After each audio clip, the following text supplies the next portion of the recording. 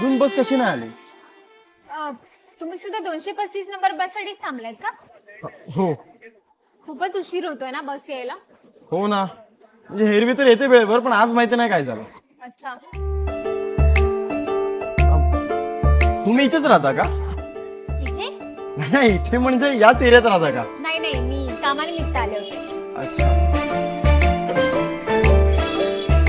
काका, 235 नंबरची बस कधी येणार? अहो तिकडे काहीतरी लफडा झालाय म्हणा, 1 तास लागणार आहे. तास? बापरे, अजून 1 तास थांबायचंय म्हणते. हो ना.